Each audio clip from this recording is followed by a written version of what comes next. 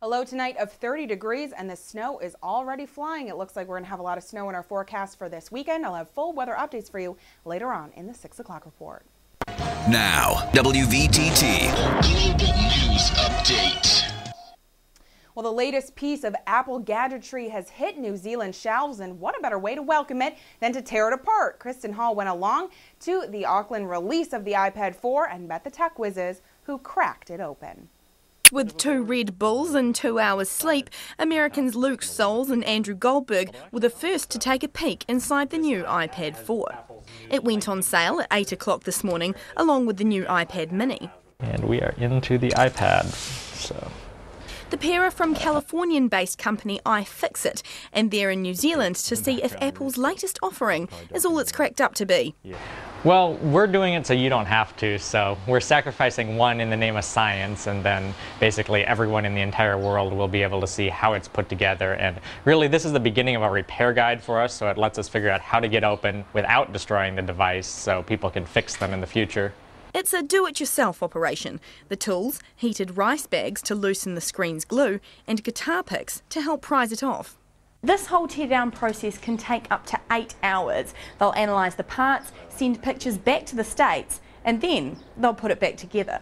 The new iPad 4 boasts a faster processor, a smaller connector for charging the device, but the real question is whether it's worth the cost. The latest instalment's been released less than a year after the iPad 3 and at a cost of up to $1,029. It's really not that different, and actually this was kind of a surprise release for Apple to update the big Retina iPad so soon. I think people who want an Android tablet or are willing to use those apps are going to be perfectly fine with a much cheaper option. For people who are diehard Apple fans, they're probably going to buy it regardless of price. The full dissection will be live online by tomorrow, suggesting this iPad may not be the first to meet a messy end. Kristen Hall, One News. With just a few days to go before Election Day, the candidates are doing the swing state shuffle. President Obama and Republican candidate Mitt Romney are making nonstop appearances in 8 states that are still up for grabs. Mary Ellen Hopkins has the story. President Obama made his case to voters in Las Vegas. He echoed the slogan from his first campaign about bringing change to America. Right now, we could be putting more folks back to work right now, fixing roads and bridges, expanding broadband to rural neighborhoods, making sure our schools are state-of-the-art. Let's put Americans back to work, doing the work that needs to be done. Mitt Romney hit back on the president's change theme during a campaign stop in Roanoke, Virginia. There's no question, in my view, that we really can't have 4 more years like the last 4 years. I know the Obama folks are chanting 4 more years, 4 more years. But our chant is this: 5 more days. 5 more days is our chant. Romney delivers what his campaign says is his closing argument today during a stop in Wisconsin. Then he's off to Ohio for 2 rallies. Obama will also be in Ohio, where he'll hold 3 grassroots events before heading back to the White House. The candidates and their running mates will move through 8 battleground states over the final 5 days in a game of campaign chess. They're trying to win over the undecided voters who could decide the race. I'm Mary Ellen Hopkins reporting.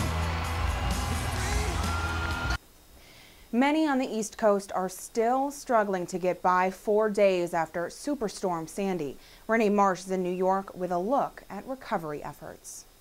4 days after Superstorm Sandy, tempers are running high in the Northeast. We are going to die. You don't understand. You got to get your trucks here on this corner now. New York Senator Chuck Schumer met this woman while touring a waterlogged neighborhood on Staten Island. This is the worst thing I have ever seen, and it's killing me. It's just killing me what these people have to go through. New Yorkers are facing another day of crippled transportation and power outages. Governor Cuomo is warning there may be consequences for utility companies that did not properly prepare for Sandy. Con Edison says the storm was worse than anyone expected. This was just off the charts, and unfortunately we are where we are, and we're just like all the other utilities up and down the East Coast right now, trying to recover, trying to get everybody back as quick as we can. In New Jersey, lines for gas stretch for miles. Some residents are returning home, getting their first glimpse at the damage. And I'm sure that the bay was right here in my house. Stories of tragedy are emerging. 2 young boys swept from their mother's arms during the storm. A volunteer firefighter killed by a fallen tree.